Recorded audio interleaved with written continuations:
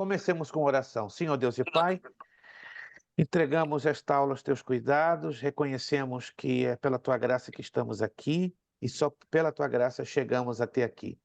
Senhor, abençoa esta aula, entregamos aos teus cuidados. Estamos aqui na cidade de McAllen, no Texas, na fronteira do México, para cumprirmos compromissos da tua santa obra já há alguns meses agendado. E agradecemos, Senhor, que tu nos deste condições, dado o nosso estado de saúde que estava bem precário, estarmos aqui para continuarmos a glorificar o teu nome. Entregamos esta aula aos teus cuidados, possa o teu Espírito nos guiar, nos falar, nos orientar em tudo e fazer com que a tua palavra tenha guarida nos nossos corações. Os irmãos estão tendo problemas de conexão, ser com eles, da vitória, estende as tuas mãos, ajuda-os em tudo. É a nossa oração que a ti fazemos, pedindo que tu abras as nossas mentes e corações para recebermos a tua palavra com alegria. Obrigado, em o nome de Jesus. Amém e amém. Amém. Perfeito. Perfeito. Meus irmãos, rápidos avisos. Com respeito aos pagamentos, nós decidimos esticar, né, que na verdade já estava assim em algumas turmas, só a turma da quinta-feira que tínhamos um formato diferenciado. Mas para não ficar diferenciado das demais turmas, então decidimos padronizar tudo. Os pagamentos devem ser feitos entre o primeiro e o último dia de cada mês. Então, os alunos que não fizeram ainda o seu pagamento da mensalidade deste mês de março têm até o dia 31 para fazê-lo sem multa, tá? Sem multa. Se passa do dia 31 como 1º de abril, aí você tem que incluir o valor de $10 adicionais, né? Que é a multinha que é normal que cada escola teológica assim tenha esse tipo de procedimento. Então, anotem aí, então, o pagamento, então, ele passa a ser do dia 1º ao dia 31 ou no dia 30, quando é um mês que tem 30 dias. Então, antes estava até o dia 20, mas decidimos dar essa facilidade para ficar tudo padronizado e também entendemos que alguns irmãos têm tido problemas nos seus pagamentos a nível de seus trabalhos, para a gente ser, então, ser bem elástico e considerativo. Segundo, estamos ainda com algumas dificuldades para liberar as notas.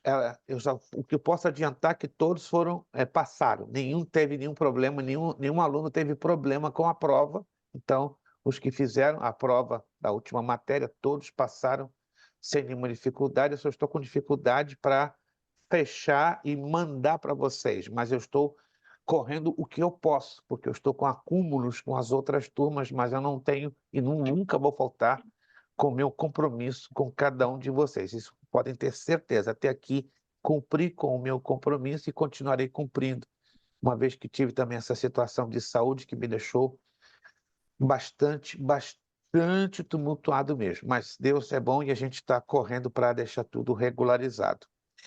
E terceiro e último aviso, nós vamos fechar essa matéria.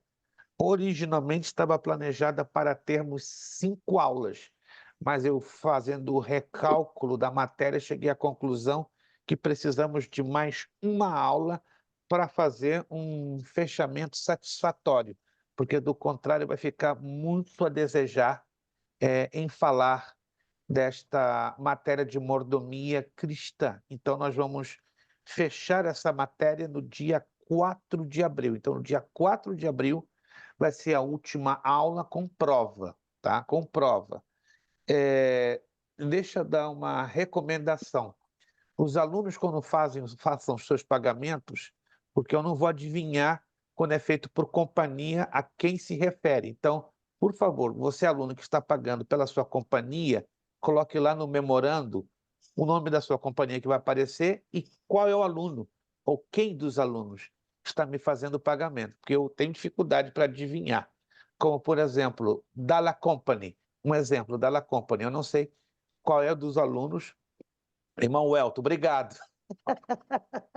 Perfeito, irmão Welton. Então, na próxima vez, faça essa grande bondade. Senão, eu vou ter que pedir a Deus discernimento de espírito, né? De vez em quando, Deus me dá esse dom. Mas senão eu vou ter que pedir, forçar Deus, me dá discernimento para eu descobrir quem é da La Company, quem é isso, quem é aquilo, entendeu? Vocês podem fazer sem nenhum problema, desde que você identifique o nome do aluno para que eu não fique depois fazendo, entende? Cobranças indevidas. Tá entendido essa parte, irmãos? Eu tive esse probleminha uma ou duas vezes, mas não é big deal. Mas se você puder nos ajudar para ficar bem registradinho, eu agradeço, tá bom? Quando você fizer o pagamento com aparecendo o nome da sua companhia, coloque o seu nome como aluno para que eu possa identificar. Compreendido, irmãos? Então, essa matéria vai ter uma aulinha a mais para a gente fazer um fechamento a contento. Todos entenderam, gente? Todos entenderam? Isso. Vai ter uma aulinha a mais, porque essa matéria ela é muito ampla, quero que vocês estão percebendo. Falar de mordomia cristã é um desafio, é muito complexo, mas a gente está aí a contento trabalhando da melhor maneira possível. No dia 11 de abril, começamos então a nova matéria, já adianto, ela se chamará, ou será a matéria A Teologia do Obreiro. A Teologia do Obreiro. Vamos então começar? Isso. Perfeito, estou ajustando aqui. Ok, maravilha. Perfeito, todos estão enxergando os slides? Todos estão enxergando os slides? E isto. Repito uma vez mais para alguém não ficar assim assustado. A pessoa que está aqui atrás de mim é um grande amigo meu, pastor já de mais de 20 anos, um pastor hispano, e graças a ele que estamos aqui no Texas. Nós estamos aqui hospedados num hotel na cidade de McAllen, fronteira com o México, e careço das vossas orações porque estaremos numa campanha evangelística para a salvação de almas. Amanhã, sexta, sábado, domingo, com 2 cultos ao ar livre e esperando que Jesus faça a obra de salvação e libertação de muitas vidas. Vamos estar falando do conteúdo da página 7, mordomia da alma, só para você se orientar. Mordomia da alma. Pegue a sua apostila, só para você ter a orientação da apostila, porque a gente não vai ler a apostila, salvo algumas pequenas frases ou pequenas linhas, certo? Porque a gente, por isso, está apresentando toda a matéria no formato slide para facilitar o desenvolvimento. Então, na página 7, lá embaixo, tópico 2, a mordomia da alma, o homem interior. Vamos aprender, então, a importância desta temática dentro da mordomia cristã. A tricotomia do homem. Afirmamos que o ser humano é um ser tricotômico, ou seja, Deus o constituiu de 3 partes, ou constitui de 3 partes. Está aí na tela. E todo o vosso espírito e alma e corpo. Deixo bem claro, existe um grupo de evangélicos que só acreditam na dicotomia, que o homem é alma e corpo, ou espírito e corpo. Não sei aonde eles colocam o espírito ou aonde eles colocam a alma, mas são teólogos e cristãos que creem na dicotomia. A Bíblia não fala sobre a dicotomia, a Bíblia fala da tricotomia, que o homem é um ser constituído em 3 partes. Porque, segundo o homem interior, tem o prazer na lei de Deus. Romanos 7:22 e conforme 2 de Coríntios 4:16 fala sobre isso. Isso é interessante, né? Vamos entender então isso aqui para ficar bem claro, para não haver dúvidas, porque eu sei que esse tipo de assunto pode gerar algumas dúvidas. O homem interior é a parte imaterial. Qual é a parte imaterial? A parte que não se toca, a parte que não é palpável, que não é matéria. Segundo a Bíblia, o homem interior é constituído de espírito e alma, tá? Alguém se lembra, eu falei isso há 2 semanas, na última aula que tivemos no dia 7. Qual é a diferença entre espírito e alma? Se alguém pode abrir o áudio, em poucas palavras, ainda que possa errar, nós estamos aqui para juntos aprendermos. Então isso tem que ficar bem explicado bem esclarecido, porque para alguns alunos ou alguns irmãos ainda há um pouco de confusão. O que diferencia o espírito da alma? Se não me engano, eu acredito que foi a irmã Angélica, na última aula, e porque eu assisto 2 a 3 vezes os vídeos de cada aula, me corrija, irmã Angélica, acredito que foi que a senhora entrou com uma abordagem muito bem colocada, muito bem ponderada, até digna de nota. Até meu filho assistiu o vídeo e gostou da sua participação e disse: pai, essa irmã é teóloga. Eu acredito que ela está no caminho, ela está no caminho. Ela, porque a maneira como ela colocou a coisa é só para um teólogo falar, né? Então meu filho ele reveu o vídeo 2 vezes só para ouvir a senhora, né? Então ele já É, ganha, a senhora ganhou um fã, né? Meu menino tem 27 anos, ele é muito curioso e observador. Acredito sim que foi a senhora que fez a abordagem, né? Foi uma abordagem simples, mas bem, como diz o hispano, bem no grão, bem direta ao assunto. Vamos lá, meus irmãos. O que que vocês entendem na diferença de espírito e alma? Eu queria ouvir 2 ou 3 alunos, porque eu quero que isso fique bem claro. Vamos lá.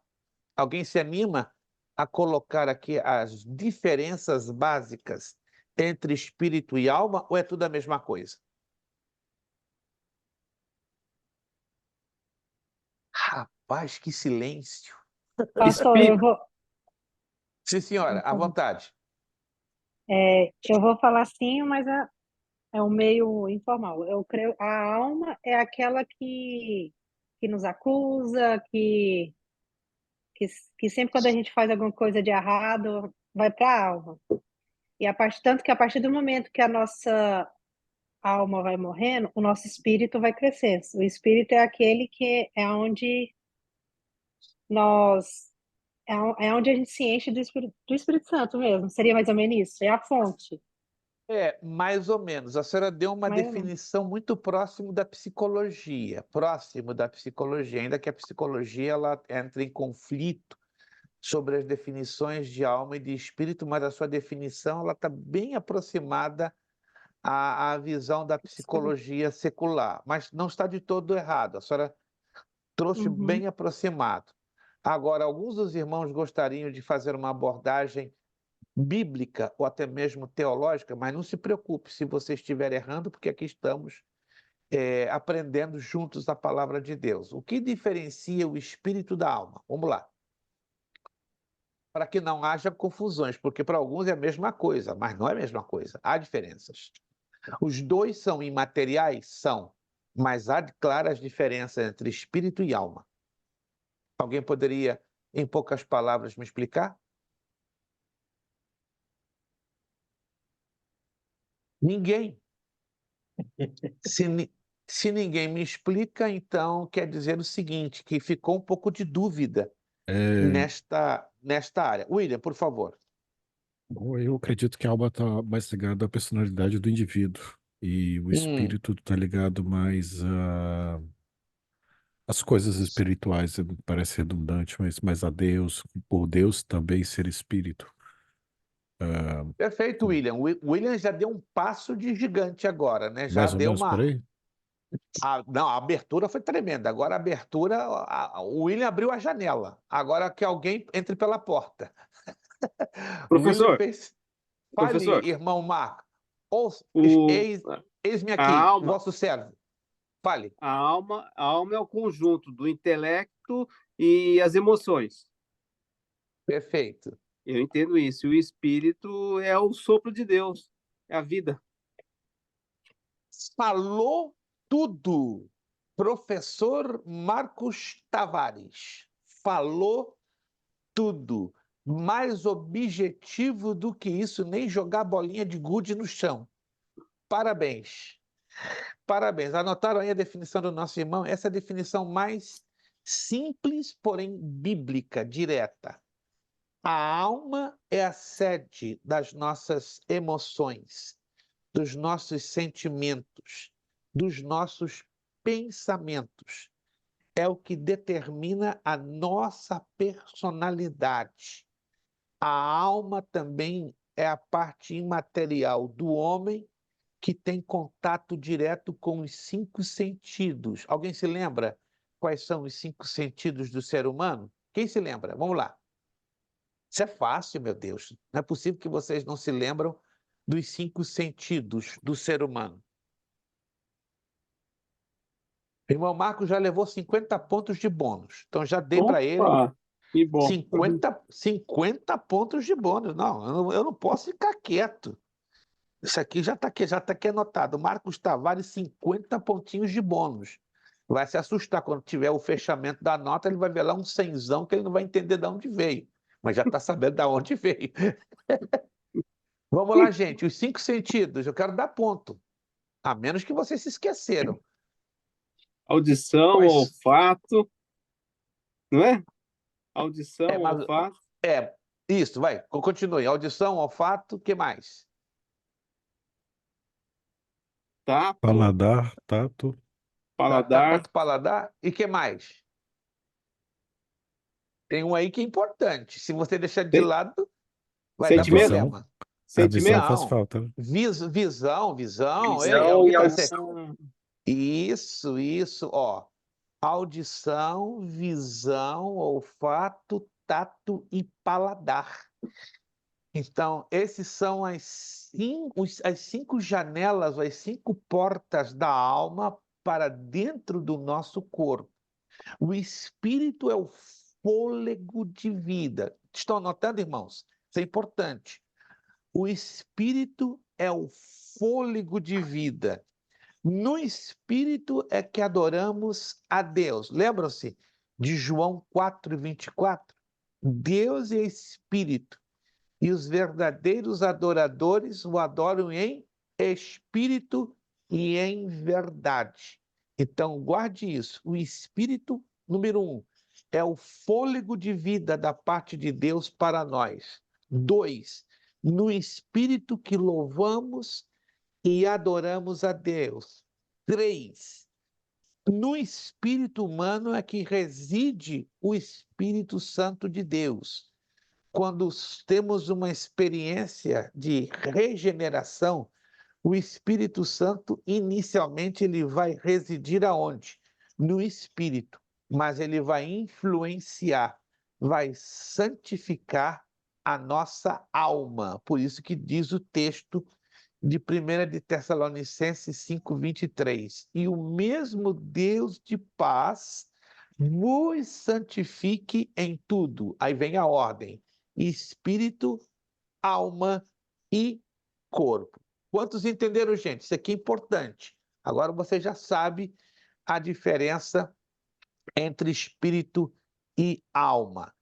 E o homem exterior, qual é? É o corpo. É a parte externa, é a parte que se degrada, que se corrompe, que se degenera com o passar do tempo até chegarmos à morte. A Bíblia declara que a alma do homem, assim como o espírito e o corpo, deve ser considerada irrepreensível para a vinda do Senhor Jesus Cristo. Olha que importante isso. Devem ser considerados, porém, na mordomia da alma, alguns aspectos. Primeiro, a alma tem uma necessidade. A alma tem que passar por um processo de santificação. E os nossos pensamentos de igual maneira. Lembram-se que falei que a alma é a sede dos nossos pensamentos, mente, emoções e vontade, ou também sentimentos. Vamos entender isso aqui. A necessidade da alma. O que a Bíblia fala pela necessidade da alma? Essa necessidade inclui a emoção e pode ser satisfeita no relacionamento com Deus. A alma precisa de refrigério espiritual e da presença divina. Convido a abrirem suas Bíblias no Salmo 22. Vamos lá no Salmo 22. Salmo de número 22, versículo 1 e 2. Salmo 22, versículos 1 e 2. Qualquer um de vocês pode abrir o áudio e fazer-me a bondade e a gentileza de proceder à leitura. Salmo 22, verso 1 e 2. Qualquer um, por favor, quem abrir a Bíblia e ler com o áudio aberto, por favor. Salmo 22, 1 e 2. Deus meu, por que me desamparaste? Por que te alongas das palavras do meu bramido e não me auxilias? Deus meu, eu clamo de dia e tu não me ouves, e de noite e não tenho sossego. Olha que interessante. Obrigado, irmã Angélica. Olha que interessante. Deus meu, por que me desamparaste? Por que se acham longe de minha salvação as palavras de meu bramido? Deus meu, clamo de dia e não me respondes. Também de noite, porém, não tenho sossego. Você observa aí que o salmista, ele traz uma profecia, que é a chamada profecia messiânica. E ela é cumprida no momento da crucificação do Senhor Jesus Cristo. Porque esse texto no original não está escrito em hebraico, está escrito em aramaico. Então Jesus está lá, Eli, Eli, sabachthani. Exatamente, Deus meu, por que me desamparaste? Então, este é o apelo de Jesus, porque Jesus estava em um corpo humano, como homem, e como homem necessitado de ter a presença de Deus, de ter refrigério espiritual, dado ao fato que a carga de nossos pecados estava todinha ali, em cima do Senhor Jesus. Por outro lado, o salmista, no Salmo 42, está aí na tela, ó, Salmo 42, versículo 1 e 2. Como o servo brama pelas correntes das águas, assim suspira minha alma por ti, ó Deus. A minha alma tem sede do Deus vivo. Isso é totalmente natural. A alma tem necessidade da presença de Deus. Por que o ser humano é um ser religioso? Porque o pecado abriu uma brecha no interior do ser humano, em particular na alma. E essa brecha, essa lacuna, ela tem que ser satisfeita, ela tem que ser preenchida. Como muitos não têm a condição de conhecer diretamente a Jesus, que é o caminho, a verdade e a vida, eles buscam a religião através de várias manifestações, deuses, de vários rituais, para o quê? Para a satisfação deste homem interior, a alma. Vamos lá. A alma, além de ter uma necessidade, ela também tem uma urgência de santificação. A pessoa precisa arrepender-se de seus pecados, confessar a Cristo como Senhor e santificar-se integralmente em Deus. Olha o que diz o texto de 1 de Tessalonicenses 5, 22, 23. Abstende-vos de toda aparência do mal, e o mesmo Deus de paz, já falamos deste texto, voltamos a repeti-lo, vos santifique em tudo, e todo o vosso espírito e alma e corpo sejam plenamente, olha que interessante essa parte aqui, ó, sejam plenamente conservados, irrepreensíveis, para a vinda de nosso Senhor Jesus Cristo. Alguém pode me definir em poucas palavras? Eu já falei sobre isso nas aulas anteriores. Vamos ver se alguém se lembra, se alguém anotou, se alguém assistiu. Não é uma obrigação, mas de repente você, aluno que gosta de assistir o vídeo da aula que deixamos gravado no link que cai lá no nosso canal do YouTube, vai se lembrar. Qual é a diferença entre santificação e santidade? Olha, as palavrinhas são parecidas, mas não são iguais, não. São diferentes. Há uma diferença entre santificação e santidade. Quem se lembra? Nós falamos isso em aulas anteriores. Então, não é demais eu estar pedindo a vocês que a gente procure o quê? Relembrar. Vamos lá.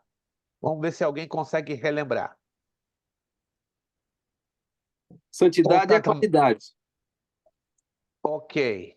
E E santificação é o processo. Isto, ó, irmão Marcos, estou falando.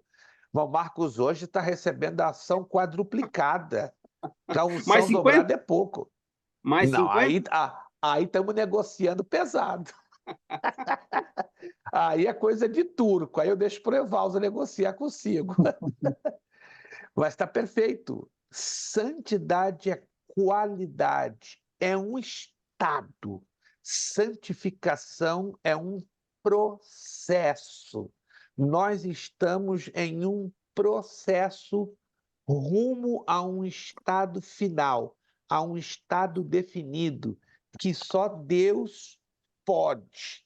Ou seja, nos esforçamos, claro, nesta vida e neste corpo pecador, a termos uma vida de santidade. Mas, biblicamente, teologicamente falando, ninguém hoje, neste corpo humano físico que temos, dominado pelo pecado, não conseguimos viver uma vida plena na santidade, mas estamos no processo denominado santificação, caminhando para onde? Rumo ao processo final e perfeito e completo, que é a santidade. Parabéns, irmão Marcos.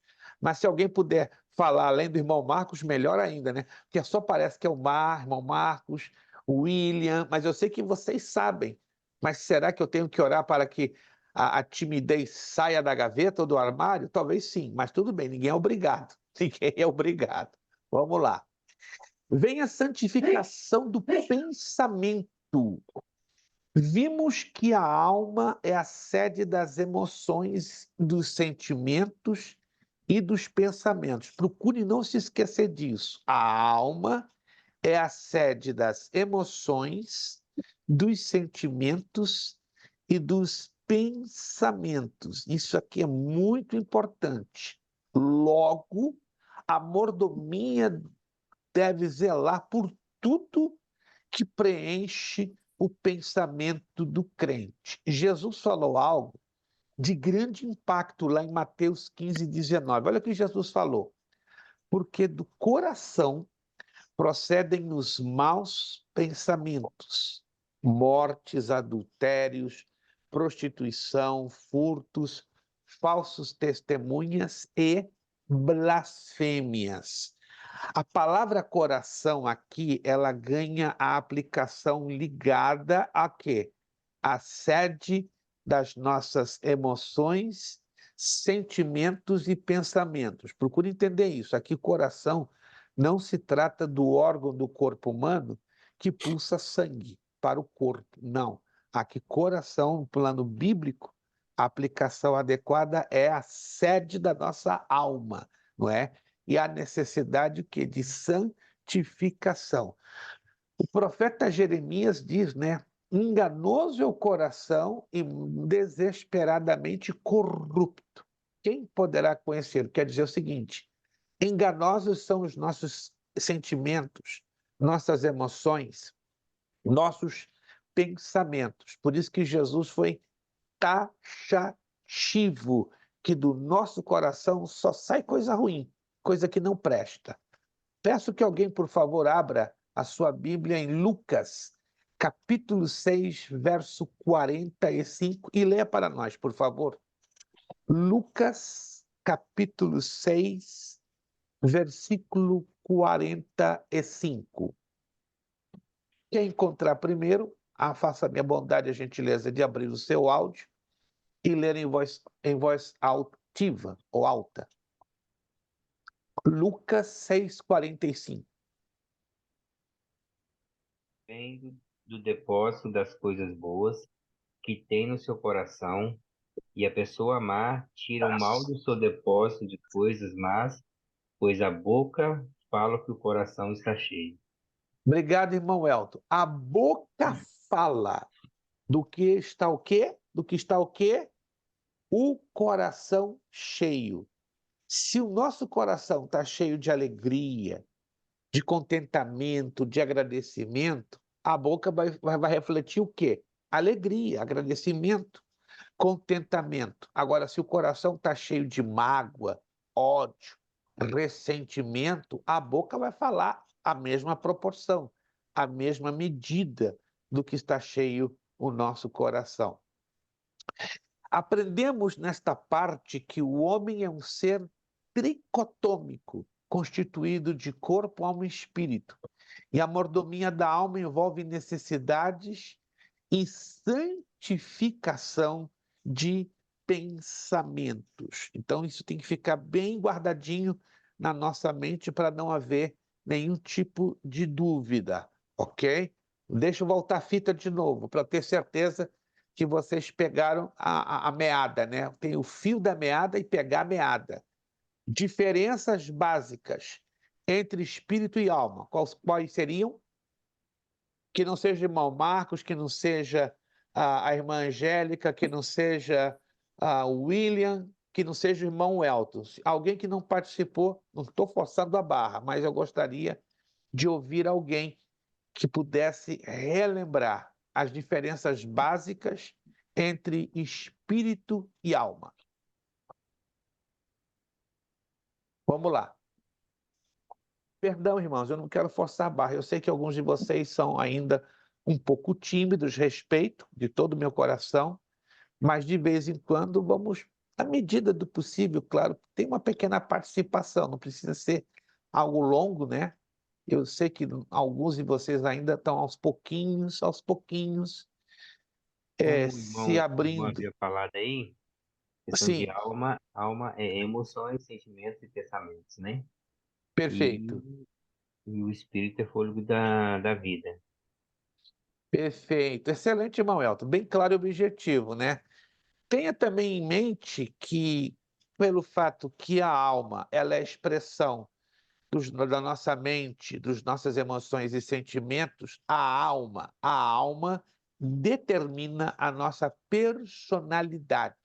Anote isso aí. A alma sempre vai determinar a nossa personalidade, enquanto que o espírito é o fôlego de vida que nos tem dado Deus. Vamos lá.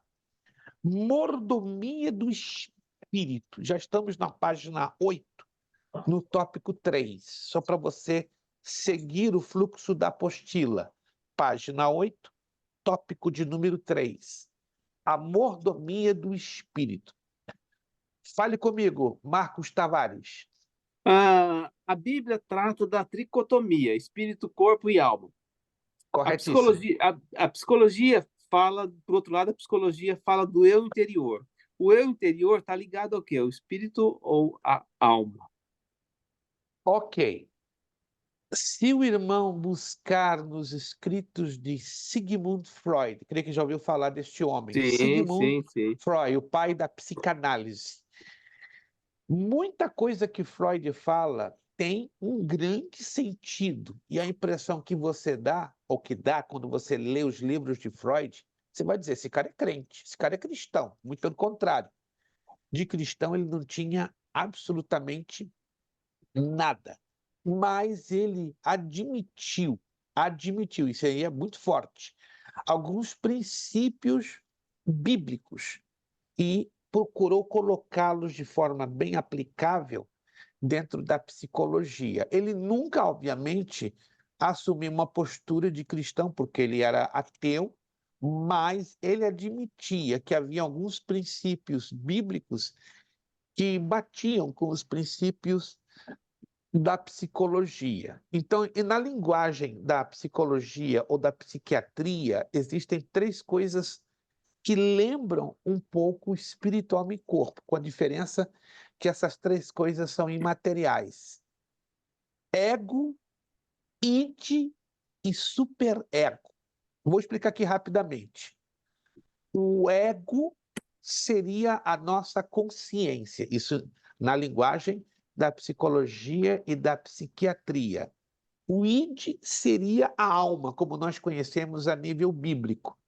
E o superego seria o inconsciente, que na linguagem da teologia ou da Bíblia Sagrada é o espírito. Oh, isso é bem interessante. Então, se a gente olhar a grosso modo essa divisão que a psicologia ou a psiquiatria dá em comparação ao espírito, alma e corpo, tem uma certa semelhança, ainda que a psicologia e a psiquiatria não consideram a parte material, a parte do corpo.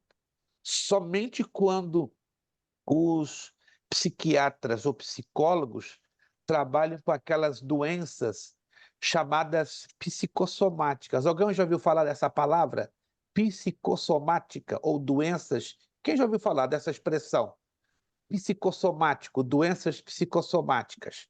Para você entender um pouquinho, psico está relativo à alma, somático está relativo ao corpo. Ou seja, existem doenças que elas são resultado de conflitos da alma.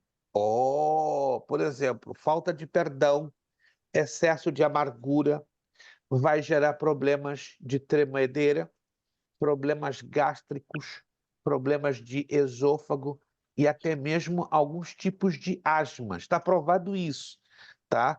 Existe um livro que não conheço ele em português, não conheço, é uma pena, mas até vou postar aqui no grupo, em espanhol, se chama Ninguna Enfermedade. É um médico americano muito renovado aqui nos anos 70 e 80, que ele fez uma pesquisa à luz da Bíblia, que a Bíblia traz uma lista enorme de doenças psicossomáticas, ou seja, doenças que se manifestam no corpo, resultado da enfermidade da alma. Muito interessante, muito interessante. Eu vou postar aqui no grupo, você pode comprar no Amazon, mas só tem disponível em espanhol. E ajuda muito você a entender essa questão de espírito, alma e corpo, sobretudo no problema da enfermidade da alma, que gera enormes consequências de doenças no nosso corpo.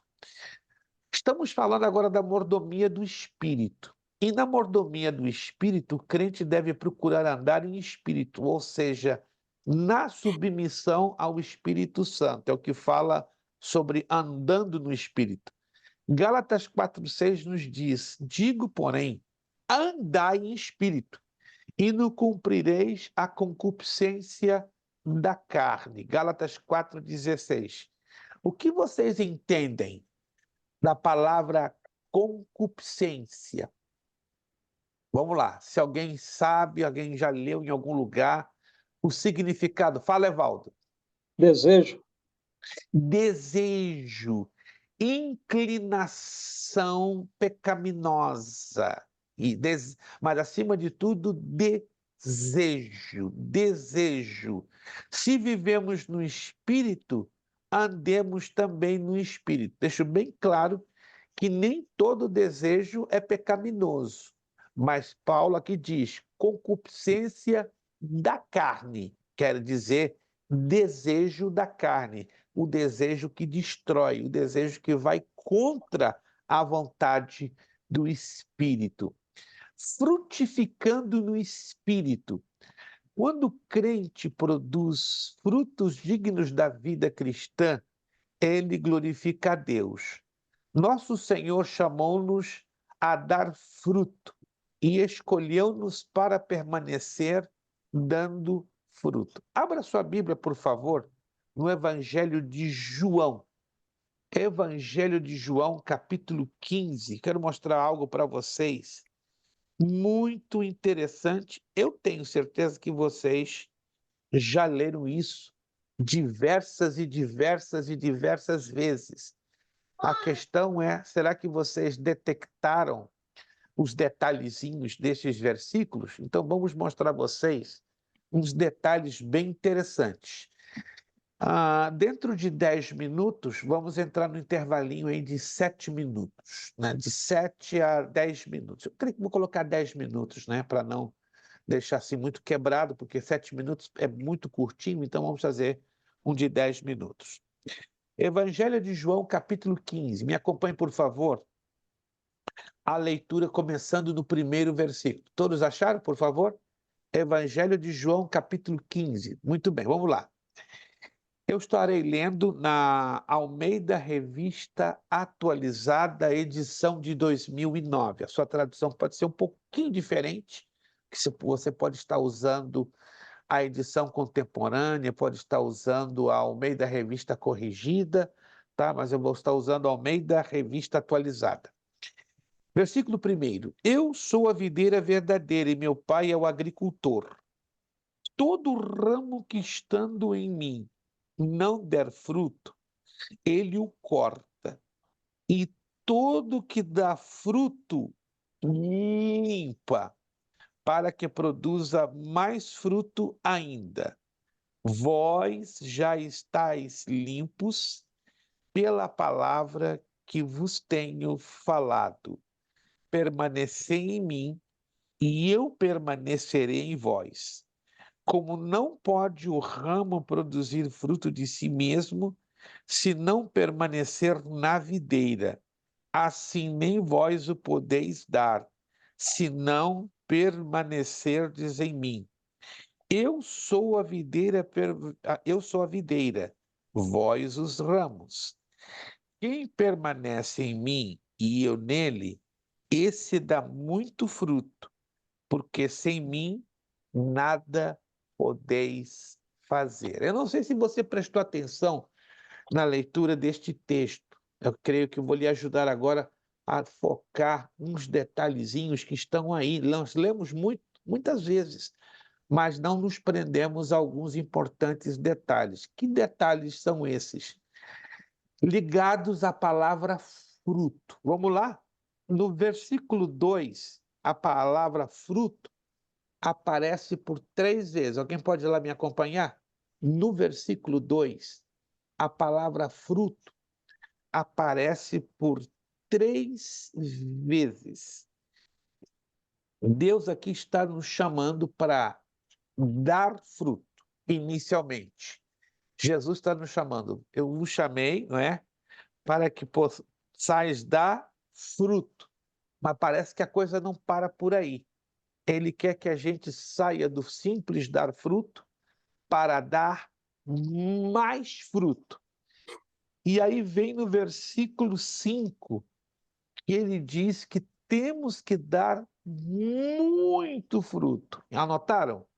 Dar fruto, dar mais fruto e dar muito fruto. Isto está ligado aos 3 níveis de maturidade. Quando damos fruto, estamos sendo como crianças espirituais, o início da nossa fé cristã. Aí lembra o que Jesus falou: eu sou o caminho, a verdade e a vida. Ninguém vem ao Pai senão por mim. Jesus está relembrando aos judeus as 3 divisões do tabernáculo: pátio, lugar santo e lugar santíssimo. Pátio, conhecer Jesus como o caminho.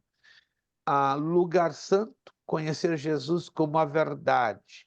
Lugar santíssimo, conhecê-lo como a vida. Quando conhecemos Jesus como o caminho, já estamos no pátio, somos crianças espirituais, damos fruto a 30 por 1. Mas observe, quando crescemos na maturidade cristã, passamos a dar mais fruto, 60 por 1. Conhecemos Jesus como a verdade. E aí já somos o quê? Jovens espirituais. Mas o projeto do Pai Celestial é que demos muito fruto, na proporção de 100 por 1. Aí conhecemos Jesus como a vida, e estamos no lugar santíssimo e nos tornamos adultos espirituais. Isso é lindo, gente.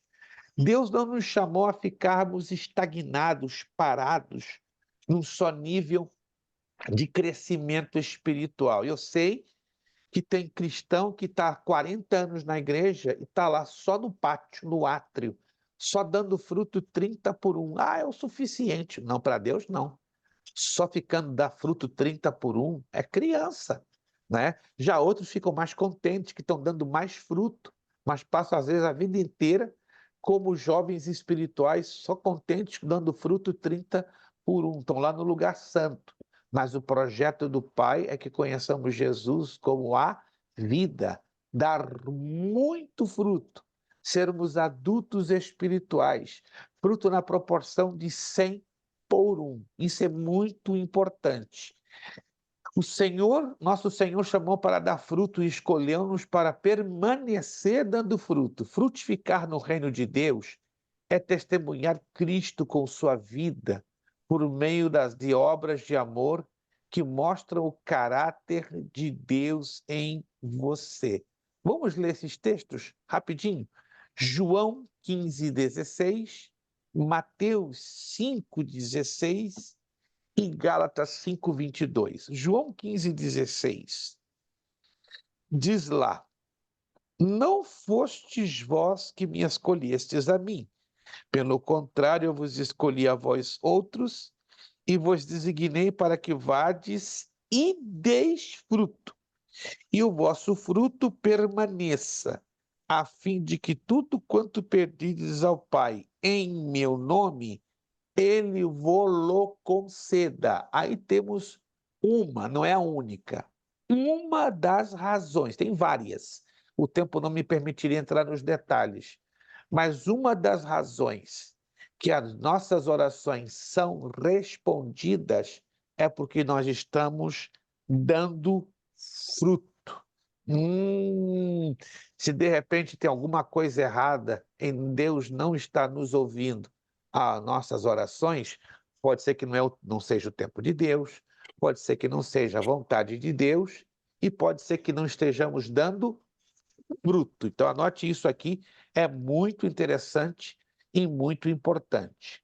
Mateus 5:16. Vamos lá em Mateus, capítulo 5, versículo de número 16. Assim brilhe também a vossa luz diante dos homens, para que vejam as vossas boas obras e glorifiquem o vosso Pai que está nos céus. Então, o fruto da nossa vida é revelado através do quê? Das nossas obras. Vamos a Gálatas 5:22. Esse texto também é bastante conhecido. Gálatas capítulo 5, versículo de número 22. Mas o fruto, não é frutos não, porque alguns têm o hábito de dizer no plural, mas o texto bíblico é bem claro, é singular. Mas o fruto, ouviram? Singular, fruto. O fruto do Espírito é amor, alegria, paz, longanimidade, benignidade, bondade, fidelidade. Aí entra o 23. Mansidão, domínio próprio. Contra estas coisas não há lei. A gente vai entrar no intervalo agora em pouco, mas eu faço uma pergunta. Nós somos salvos mediante o quê? Mediante as obras ou mediante a fé? Vamos lá. Mediante a graça, através da fé. Isto, mediante a graça pela fé. Mas qual é a importância bíblica das obras na nossa vida? Vamos lá. Estou querendo dar 75 pontos aqui, que responder Ela se torna um biblicamente. reflexo da fé genuína. Perfeito, reflexo. Mas É uma vamos lá. consequência. Qual é a palavra-chave? As obras é reflexo da nossa fé. Provando o que na nossa vida? Vamos lá. Eu já É o falei sobre isso. É o Sim, resultado. É o resultado da fé. certo, é o resultado. Como é que se chama na teologia o resultado da fé? Nós falamos isso, os irmãos novos que estão aqui conosco não vão saber, porque não passaram por essa matéria chamada soteriologia. Lembram-se da matéria que nós estudamos? Soteriologia, a doutrina da salvação? Como se chama esse resultado da fé? Eita, não é possível que vocês se esqueceram. Os veteranos aí se esqueceram. E eu bati na tecla, falei bastante sobre isso. As obras é o resultado da fé. Porque o Tiago fala que a fé sem obras é morta. Pastor Jurandir, salva a pátria, pastor Jurandir, salva esse povo. O senhor, como veterano, com certeza vai se lembrar e vai levar 75 pontos para casa. Desculpa, pastor, tava aéreo aqui, cuidando de umas outras coisas. Qual a pergunta? Como se chama na teologia o resultado da nossa fé, que é refletido através das nossas obras? Consegue se lembrar? Nós falamos isso na matéria de soteriologia, doutrina da salvação. Não se lembram? Que pena. Eu estou doido para dar 75 pontos e vocês não estão me ajudando. O reino? Não. Anote aí. Nós somos salvos por graça, mediante a fé. As obras são resultado, corretíssimo. Mas como se chama na teologia, pela doutrina da salvação? Como se chama este resultado? Conversão. Conversão. Anote aí, se puder. Conversão. Se temos obras, porque somos convertidos. Uma pessoa convertida não tem obras que agradem a Deus. Pode ter qualquer outro tipo de obras, menos as obras que agradam ao coração de Deus. Anotado? Conversão. Conversão. Amém, irmãos? Irmão Ednilson, está me ouvindo agora? Vamos lá. O irmão Ednilson está lá procurando o controle dele. Faça um sinal com a mão, se está me ouvindo ou não. Isso, glória a Deus. O irmão Ednilson está numa luta louca com os controles do... Irmã Cineide, me ouve agora? Está me ouvindo? Glória a Jesus. Eita, vou ter que jejuar para esse áudio estar destapado rápido, porque vocês estão sofrendo muito com esse áudio. Irmão Marcos, por favor, com a sua pergunta. Na aula passada, o senhor disse que na igreja há dois tipos de crente. Corretíssimo. Corretíssimo? Um que é espirituoso, o outro que não é. Estou É certo? o carnal, Isso. o cristão carnal e o cristão Então, espiritual. o espiritual vai ser salvo. E o carnal vai ser salvo também? Também, só que vai ser apertado, muito apertado, porque a salvação não depende de obras, depende por fé. Mas o crente espiritual, ele corre o risco de se afastar do foco, dos propósitos de Deus. Por quê? Porque ele dá muito lugar à carne, ele dá muito lugar à natureza pecaminosa. Então, o crente carnal, se ele insiste em ser governado pelas tendências da carne, pelas tendências da natureza pecaminosa, qual seria uma conclusão lógica? Ele começar aos poucos, sair fora da trajetória, até o ponto que alguns, infelizmente, se desviam e negam a salvação. Então, Mas a resposta a salvação é perdida. pode, mas é um processo, não acontece assim, do Ou dia para a seja, noite. a salvação é perdida porque ele não era convertido. Um pouco pior do que isso, é porque ele não preservou, ele não teve o cuidado da sua salvação. Vamos bater de novo no texto antes do intervalo? Judas, versículo 3, por favor. Judas, versículo 3. É importante que esse texto não seja esquecido. Às vezes nos esquecemos deste texto e aí dá problemas. Judas, Eu estou sem carta óculos. de Judas. Está sem óculos, aí complicou tudo. Se eu ando sem óculos, irmãos, me manda para casa de Uber ou mande alguém me ajudar, porque E o braço o está óculos curto agora. o óculos para mim é tudo, irmãos. E o meu óculos não é fundo de garrafa, mas é 12,5. 12,5. E se eu não tiver ele no meu rosto, esquece. Me manda para casa de Uber ou manda uma ambulância para me levar para casa. Judas, versículo 3.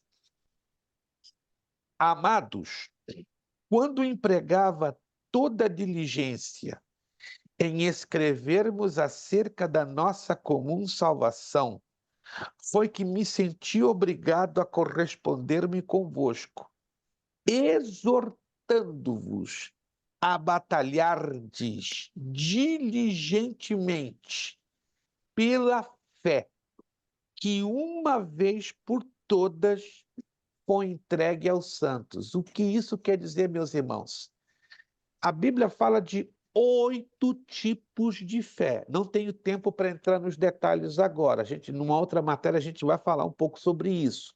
Mas a Bíblia fala de 8 tipos de fé. A mais importante fé, o mais importante tipo de fé, anote aí, estamos sendo gravados, é a fé salvadora. É aquela fé que recebemos no momento que aceitamos ou recebemos a Jesus como nosso Senhor e Salvador. E esta é a fé que o apóstolo Judas está se referindo. A fé que é dada 2, 3, 4, 5 vezes a cada um de nós? Não. Ela é dada uma vez por todas. É uma vez só, irmão Marcos. É uma vez só, meus irmãos. Se a gente não batalhar por essa fé, o risco da perda da salvação é iminente. A Bíblia tem versículos de sobra que nos provam que podemos sim perder a salvação. Não tem essa de salvo uma vez, salvo para sempre, como dizem os nossos irmãos presbiterianos, porque eles se ancoram, eles se agarram mais aos princípios que João Calvino interpreta de 4 textos isolados do que se agarram aos mais de 115 textos na Bíblia Sagrada que dizem com todas as letras que a salvação, sim, pode ser perdida, desde o momento que eu não luto para preservar esta fé, a fé que nos é dada uma vez por todas. Todos entenderam isso aqui, irmãos? Isso aqui é sério. Todos entenderam? Se alguém tiver alguma dúvida, é interessante lançarmos essa dúvida aqui, para que fique tudo bem esclarecido à luz da palavra de Deus. Amém, irmãos? São 9h20. Vamos fazer um intervalinho de 10 minutos para você tomar a sua água, esticar um pouco o seu joelho, a sua perna, tomar um cafezinho, espantar esse sono que está quase te abraçando para fazer dormir. Você talvez teve um dia muito cansativo, então 10 minutos. A partir de hoje, vamos fazer um intervalo de 10 minutos. Pontualmente 9h30 voltamos. Não desligue a sua conexão, apague o seu áudio, o seu vídeo, mas 9h30 nós voltamos já corrigindo o outro bloco de exercícios, tá? 9h30 estamos aqui de volta com vocês, tá? Não corte a conexão, só apague o vídeo e o áudio e 9h30 estamos aqui. Obrigado.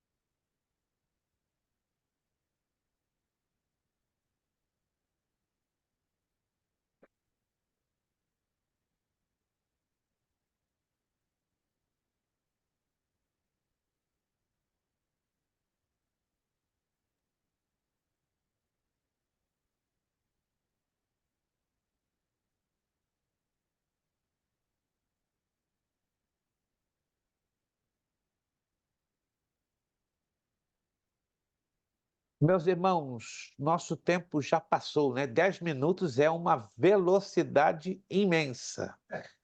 Meus irmãos, vamos corrigir os nossos exercícios, né? Os nossos exercícios. Media hora por leer mis 3 capítulos. Vamos, adelante. Adelante, estou falando espanhol porque eu estava conversando aqui com meu companheiro no espanhol, então tá complicado, né? Eu estou em duas voltagens, voltagem no português e voltagem no espanhol, né? Imagino que o pastor Jurandir passou essa experiência na Itália, não é?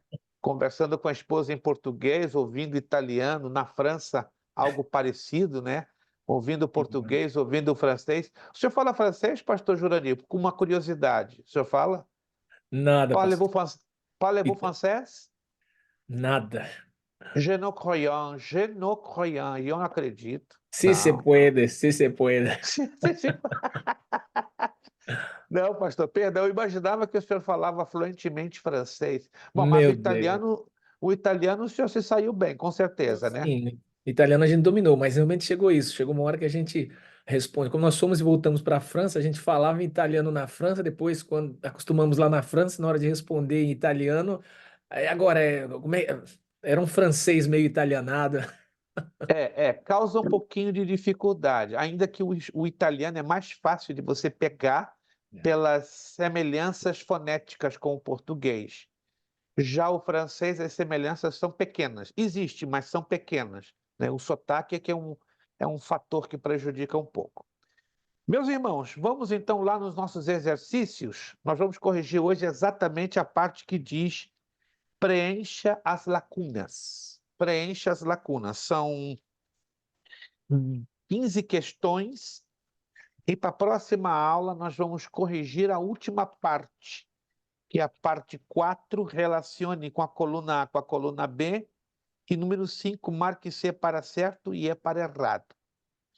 Repetindo, vamos lá na última página, preencha as lacunas. Todos estão na mesma página comigo? Vamos lá. Quem está na mesma página comigo? Isso, agradeço. Isso, irmão Ednilson não perdeu tempo. A mão dele tem aquela velocidade.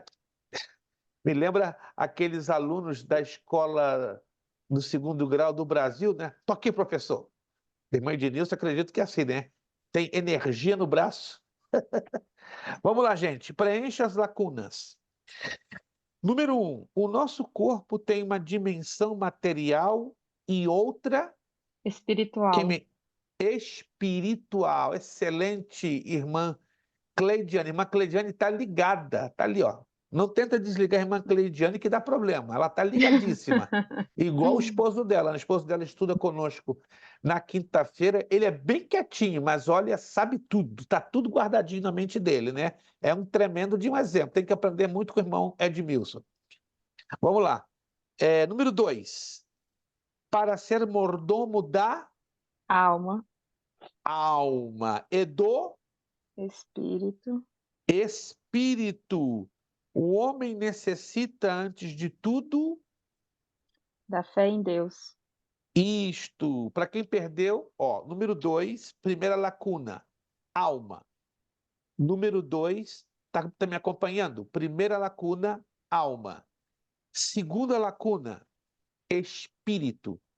Segunda lacuna, espírito. Terceira e última lacuna, da fé em Deus. Se você perdeu, volta no vídeo, que aí você vai pegar tudo de novo.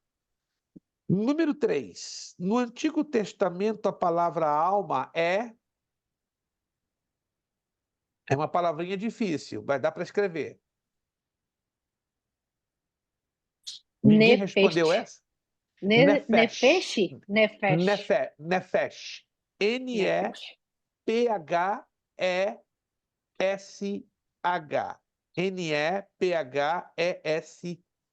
Nefesh. E no Novo Testamento é Psique. psique. Psique. Daí vem a palavra psicologia. Psique. Número 4. Do ponto de vista teológico, a alma é a Sede das emoções. Sede das das emoções e emoções, dos sentimentos. sentimentos. Excelente. Primeira lacuna, sede das emoções. Segunda lacuna, dos sentimentos. Número 5. A palavra grega no Novo Testamento, como se chama essa palavra grega? Pneuma, Pneuma. Refere-se ao espírito e pode se referir à parte imaterial da personalidade.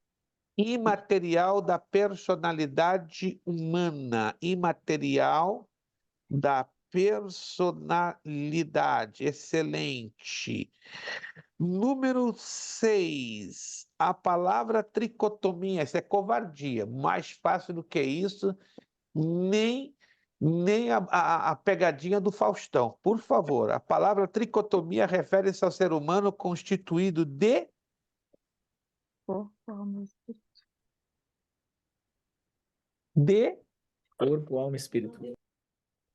corpo, alma e espírito ou de 3 partes. Nós temos 2 respostas: corpo, alma e espírito ou também 3 partes. Aí você pode usar uma dessas 2 respostas.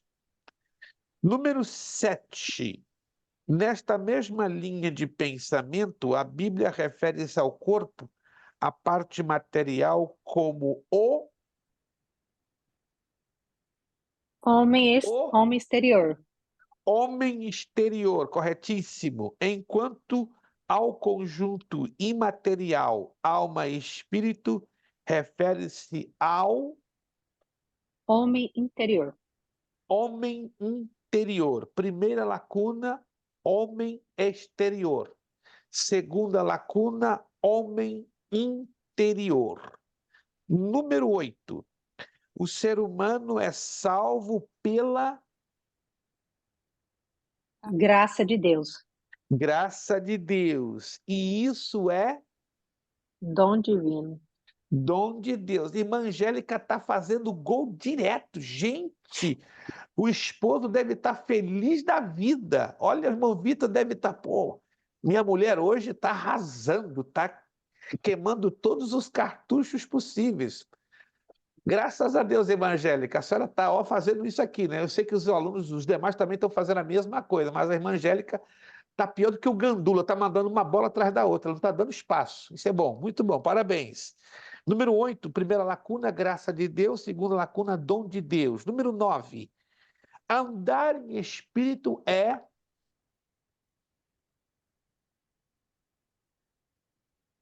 só a irmã Angélica que estava respondendo, gente. Vamos lá, ajudem. Andar em espírito é Viver em obediência. o professor Evaldo quebrou o silêncio. Viver. Eu gosto de ouvir a voz do professor Evaldo, é uma voz melodiosa, diferente, Evaldo. Eu gosto de ouvir a tua voz. Viver em obediência à direção do Espírito em todas As áreas da vida.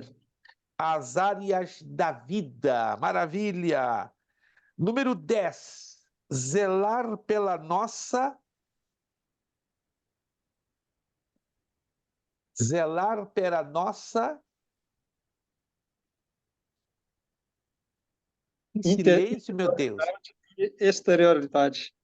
Falou o professor Evaldo. Interioridade e exterioridade. Palavrinhas difíceis, né? Mas elas rimam entre si. Número 10, então, pela nossa interioridade e exterioridade diante de Deus e reconhecer que o Pai. Pai quer dominar tudo em nós. Número 11, o livro de Gênesis relata que a partir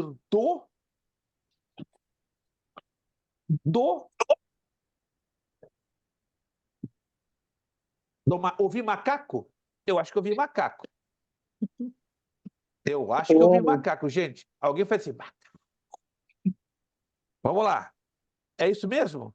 O livro de homem. Gênesis relata que a partir de... Da onde? De quem? Homem. Do homem, oh meu Deus, eu pensei que alguém falou macaco, já estava até preocupado. Não, do homem e da o quê? Da Mulher. mulher. Deus estabeleceu o quê? A Família. família. Anote aí, primeira lacuna, homem. Segunda lacuna, mulher. Terceira lacuna, família. Número 12. Quando o ser humano se rebela contra o quê? Aqui é uma frase um pouquinho grande. Contra o quê? Monogamia. Vamos fazer mais completo. Não está Von- errado. Vontade É uma monogâmica de Deus. vontade monogâmica de Deus. Vontade monogâmica de Deus. Tem que ser bem específico, porque se trata do desejo de Deus que um homem se case com uma mulher e uma mulher com um único homem. Quanto ao casamento, um quê? Um céu? Abismo. Um abismo, nada de céu, gente. Um abismo passa a chamar outros céus Abismos. abismos no plural. Então, segunda lacuna, abismo, e a última lacuna, abismos no plural. Número 13. Nas Escrituras, Deus definiu para o casamento o princípio da o quê? União Da, heterossexual. da união. Difícil, hein? Enrolou um É pouquinho aí na difícil. língua, né? Estava quase falando em mistério, nosso irmão Evaldo. Meu Deus, até pensei, Senhor, está falando em mistério. Não, da união heterossexual. Um homem e o quê? Um homem e Mulher unidos. mulher unidos para sempre sobre as bênçãos Divinas. divinas. A número 13 é um pouquinho extensa, vou repetir. Primeira lacuna, união heterossexual. Segunda lacuna, uma mulher unidos. Última lacuna, bênçãos divinas. Indo lá para o penúltimo, número 14. O texto de Gênesis 2, 24 identifica o quê? Ou a quem? Homem. O homem que deixa o quê? A casa do seu pai e da mãe. A casa do seu pai e da sua mãe, para unir-se à sua Esposa. Mulher. esposa ou mulher. O número 14, então, teria essas variantes. Primeira lacuna, o homem. Segunda lacuna, a casa do seu pai e da sua mãe. Última lacuna pode ser sua esposa ou sua mulher. Número 15, a última. Biblicamente, o crente deve priorizar. Vamos lá, na ordem. Número 1, Deus. Deus. Número 2, Sua vida. a sua vida ou a sua própria vida. 3, Seu cônjuge. o seu cônjuge. 4, Seus filhos. seus filhos. E, finalmente, número 5, a Igreja local. igreja local. Repetindo o número 15, para quem ficou perdido. Número 1, Deus. 2, a sua própria vida. 3, o seu cônjuge. 4, seus filhos. 5, a igreja local. Próxima aula, por favor, próxima aula. Próxima aula, vamos corrigir. O número 4, relacione com a coluna A com a coluna B. E o número 5, marque C para certo e E para errado. Facinho, melhor, impossível. E as respostas estão todinhas na apostila, tá bom?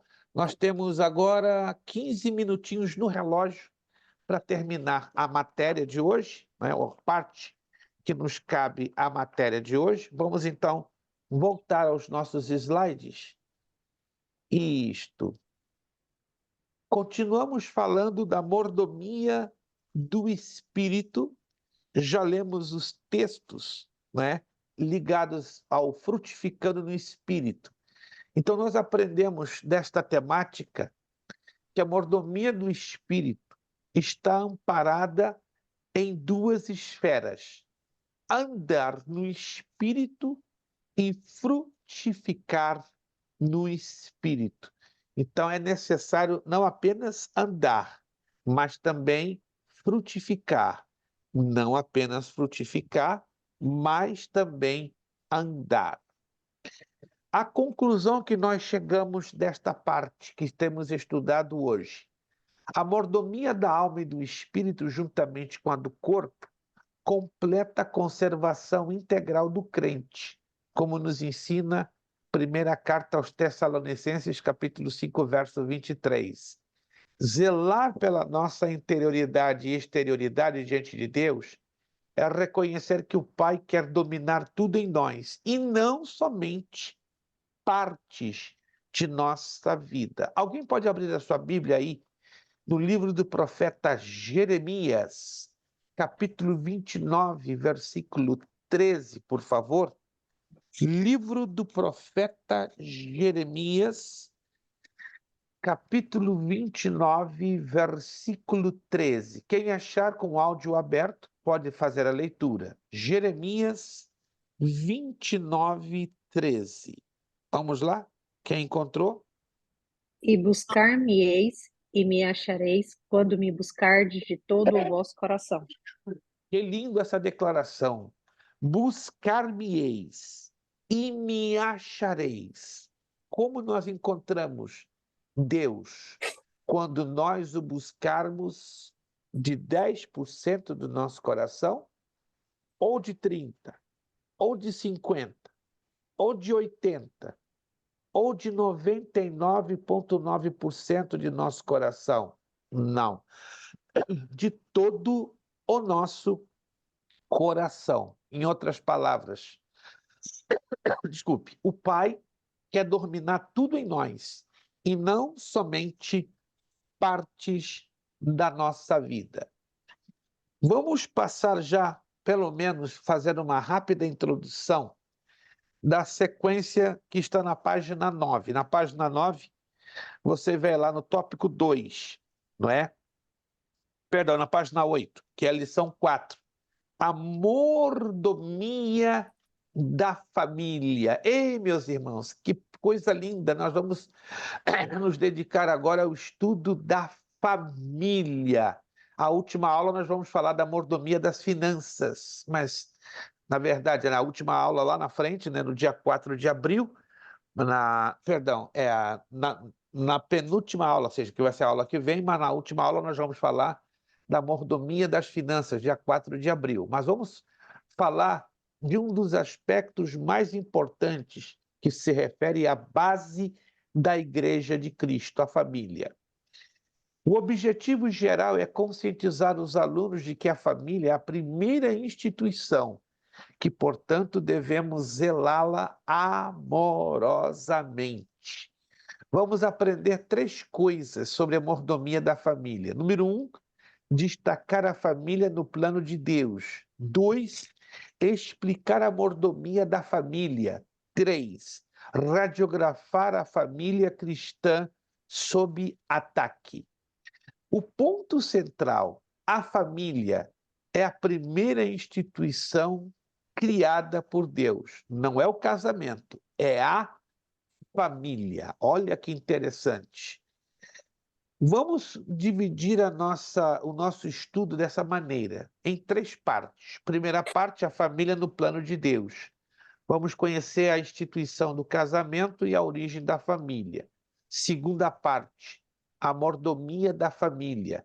Os princípios que regem o casamento cristão, a prioridade da família e o relacionamento entre pais e filhos.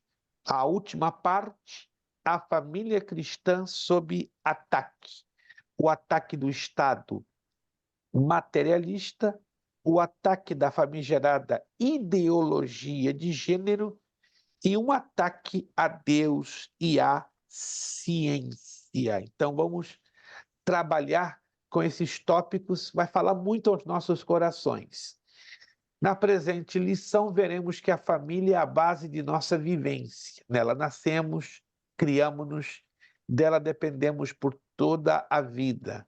A família é tão importante que o apóstolo Paulo classifica de pior que o infiel quem dela não cuida. Primeira carta a Timóteo, capítulo 5, versículo 8. Qual é a origem da família? Primeira pergunta que estamos aqui fazendo. A família no plano de Deus. A família, ela nasce em cima de algo que chamamos de casamento. Antes de estabelecer a família, Deus instituiu o casamento. Não é uma contradição, está falando da base, da origem. Mateus 19, 4, 5 e Gênesis 2, 24 diz: Não tendes lido que no princípio o Criador os fez macho e fêmea e disse, portanto, deixará o homem pai e mãe e se unirá à sua mulher e serão dois numa só carne? O livro de Gênesis relata que a partir do homem e da mulher, Deus estabeleceu a família. E Deus os abençoou e lhes disse, frutificai e multiplicai-vos e enchei a terra. Gênesis capítulo 1, versículo 28. Essa instituição é tão importante diante de Deus que ele a criou antes do Estado e até mesmo da igreja. Antes de a gente avançar um pouquinho, temos 7 minutos para terminar nossa aula, abra sua Bíblia lá em Gênesis capítulo 2. Nós vamos meditar uma palavra bastante conhecida. Gênesis capítulo 2. Gênesis capítulo 2.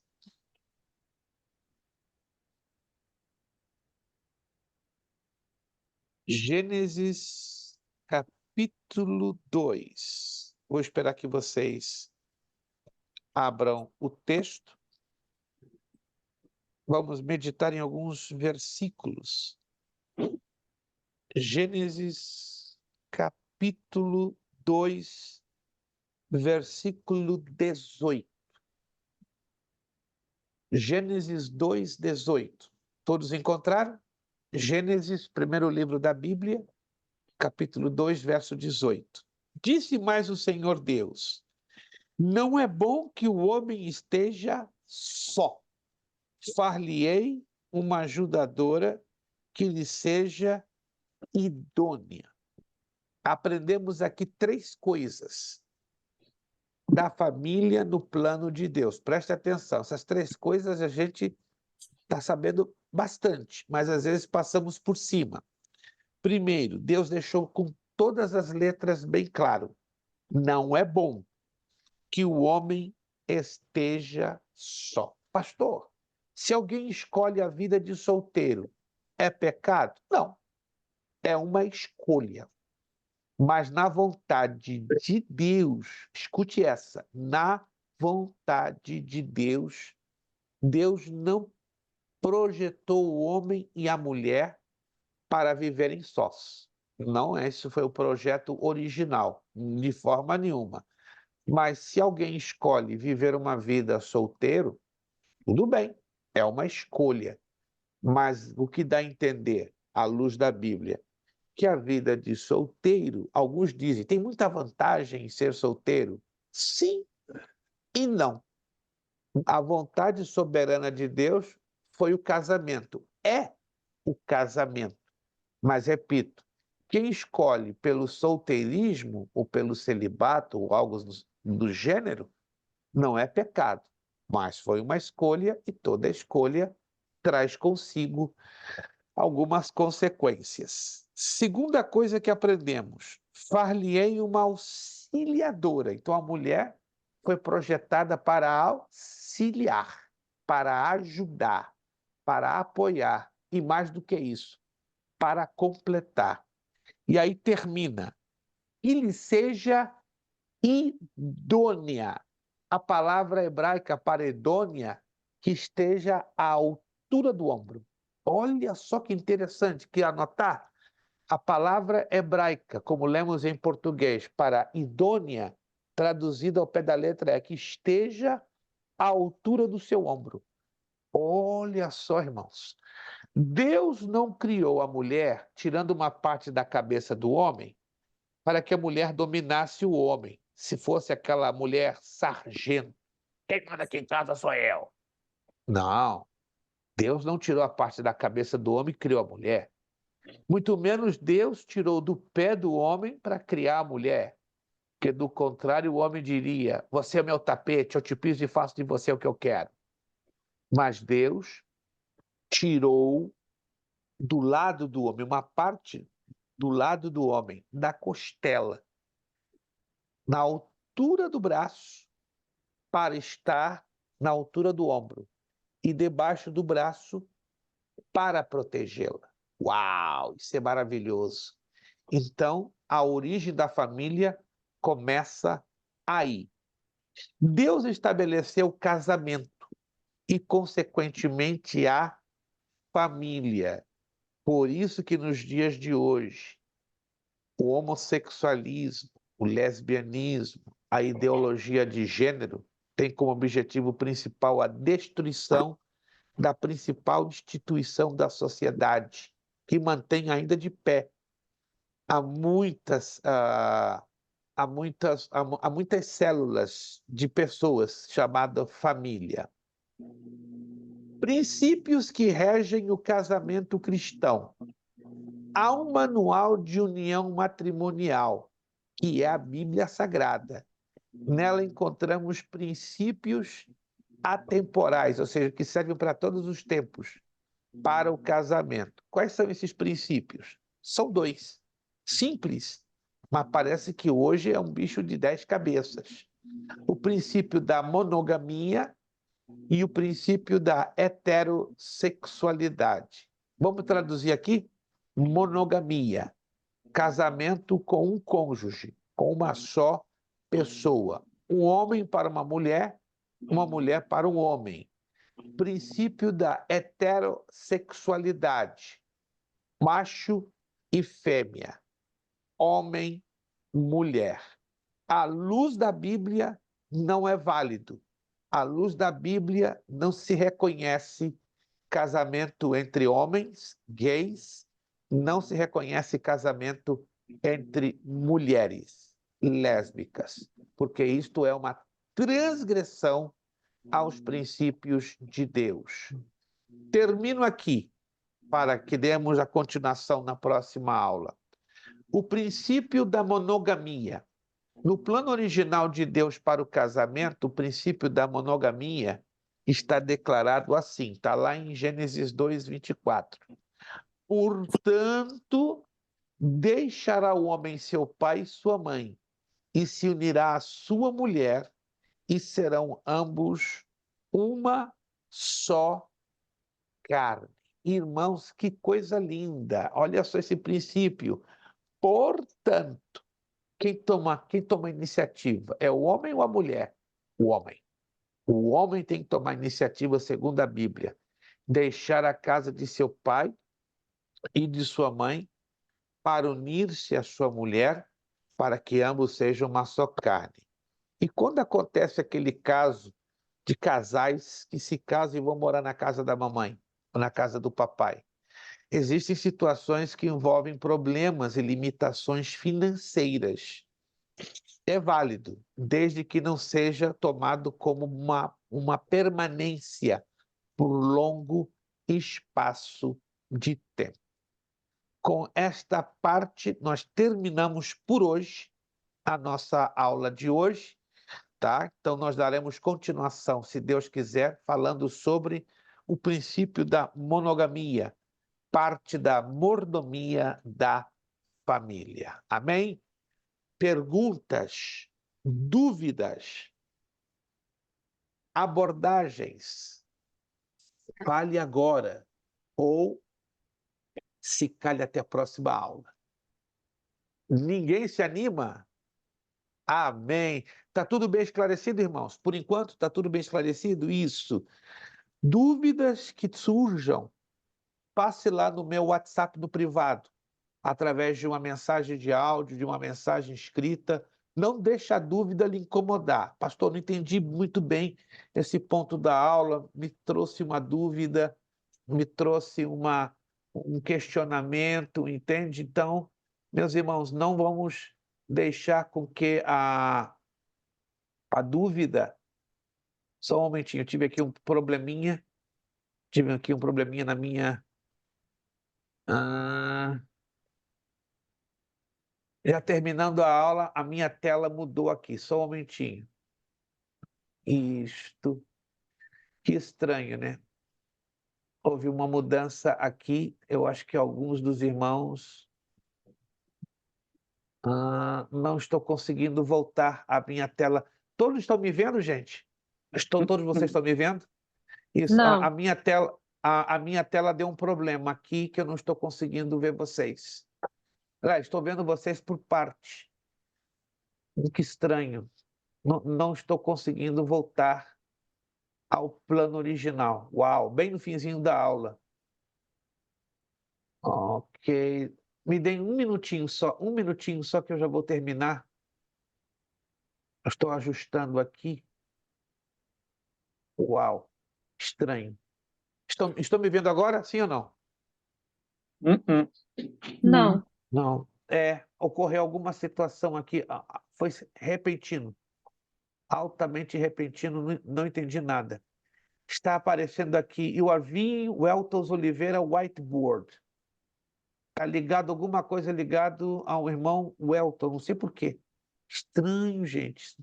Primeira vez que está acontecendo algo assim. Nunca tinha visto. Bom, vamos concluir. Menos mal que está acontecendo isso agora.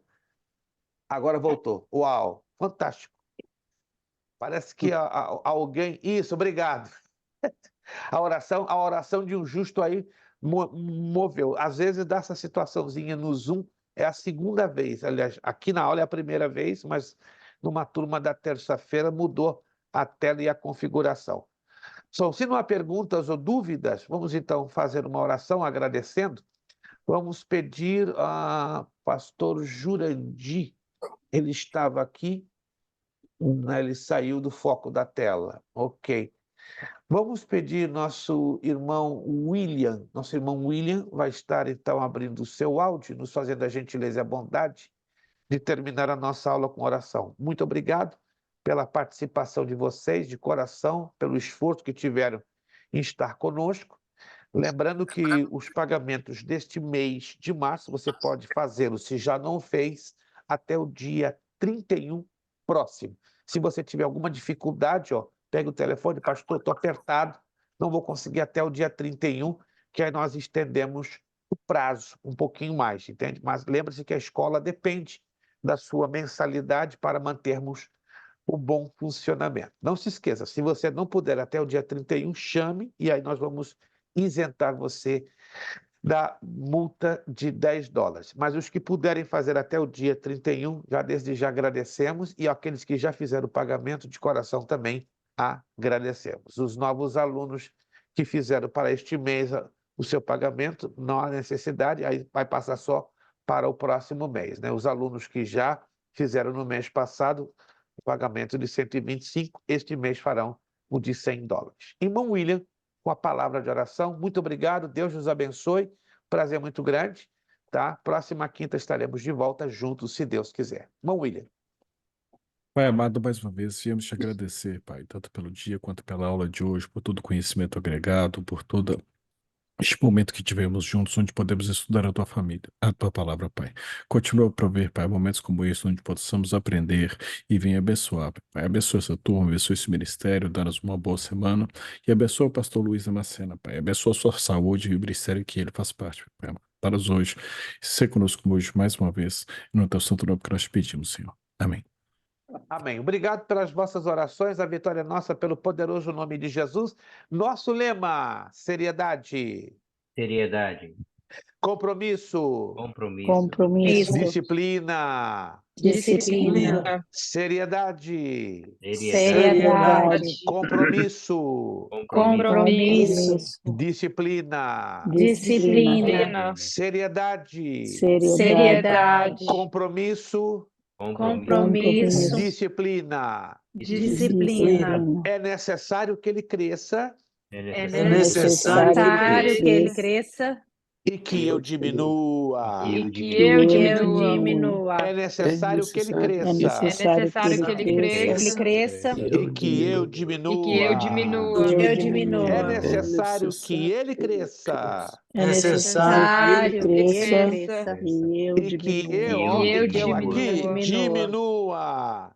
E a Deus damos o quê? A honra, a glória e o poder. Poder. Muito Amém. obrigado. Glória a Deus os abençoe. Ó, beijo no coração de vocês. Próxima quinta, dia 28, estamos aqui ligadinhos, se Deus quiser. Um bom final de quinta, uma excelente final de semana. Até a quinta que vem. A paz do Senhor para todos vocês. Muito obrigado por tudo. E daqui a pouquinho já o vídeo estará lá no nosso grupo do WhatsApp. Obrigado para vocês. Deus os abençoe. A paz do Senhor a todos.